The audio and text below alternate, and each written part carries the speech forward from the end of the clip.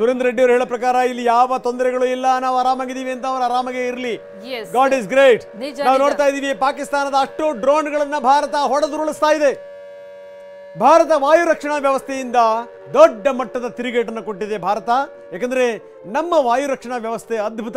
ಜಮ್ಮುವಿನಲ್ಲೇ 100, ಶ್ರೀನಗರದಲ್ಲಿ 32 ಡ್ರೋನ್ಗಳ ದಾಳಿ. ಅಷ್ಟು ಡ್ರೋನ್ಗಳನ್ನ ಭಾರತ ಹೊಡೆದು ಉರುಳಿಸಿದೆ. ನಾವಾಗಲೇ ಮಾತನಾಡ್ತಾ ಇದ್ದಿದ್ದು ಡ್ರೋನ್ ವಾರ್ ಎರಾ ಅಂತ. ಹಾಗಾಗಿ ಪ್ರತಿಯೊಂದು ಡ್ರೋನ್ ದಾಳಿಯನ್ನು ಕೂಡ ಅದನ್ನ ಹೊಡೆದುರುಳಿಸುವಂತಹ ರಕ್ಷಾ ಕವಚ ನಮ್ಮ ಬಳಿ ಇರೋದ್ರಿಂದಾಗಿ ಎಷ್ಟೇ ಡ್ರೋನ್ಗಳು ಬರಲಿ ಅದನ್ನ ಒಂದಾದ ಮೇಲೊಂದು ಹೊಡೆದುರುಳಿಸಲಾಗ್ತಾ ಇದೆ. ನಾವು ನಿನ್ನೆ ಕೂಡ ಗಮನಿಸಿದ್ವಿ ಯಾವ ರೀತಿ ಡ್ರೋನ್ಗಳನ್ನ ಹಾರಿಸಲಾಗ್ತಾ ಇತ್ತು, ಅದರಲ್ಲಿ ಯಾವುದೇ ರೀತಿಯಾದಂತಹ ಮಿಸೈಲ್ಗಳು ಇರಲಿಲ್ಲ ಅನ್ನುವಂಥದ್ದು. ಆ ರೀತಿಯ ಪ್ರಯತ್ನವನ್ನ ಕೂಡ ಪಾಕಿಸ್ತಾನ ಮಾಡ್ತಾ ಇತ್ತು, ಅಂದ್ರೆ ಸುಮ್ಮನೆ ಕಾಟ ಕೊಡೋದಕ್ಕೆ ಅಂತ ಹೇಳಿ. ಆದ್ರೆ ಇವತ್ತು ಮತ್ತೆ ಡ್ರೋನ್ಗಳನ್ನ ಬಿಡ್ತಾ ಇದೆ. ವಾಯು ರಕ್ಷಣಾ ವ್ಯವಸ್ಥೆಯಿಂದ ಭರ್ಜರಿ ತಿರುಗೇಟು.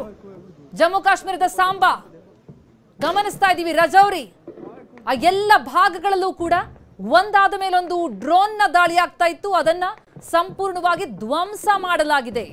ಪಾಕ್ ಡ್ರೋನ್ಗಳು ಧ್ವಂಸ. ಜಮ್ಮು ಒಂದರಲ್ಲೇ 100, ಶ್ರೀನಗರದಲ್ಲಿ 32 ಡ್ರೋನ್ಗಳ ದಾಳಿಯಾಗಿದೆ. ಆದ್ರೆ ಪಾಕಿಸ್ತಾನದ ಅಷ್ಟು ಡ್ರೋನ್ಗಳನ್ನ ಭಾರತ ಹೊಡೆದುರುಳಿಸಿದೆ. ವಾಯು ರಕ್ಷಣಾ ವ್ಯವಸ್ಥೆಯಿಂದ ಭರ್ಜರಿ ತಿರುಗೇಟು. ನಮ್ಮ ಬಳಿ ರಕ್ಷಾ ಕವಚ ಇದೆ,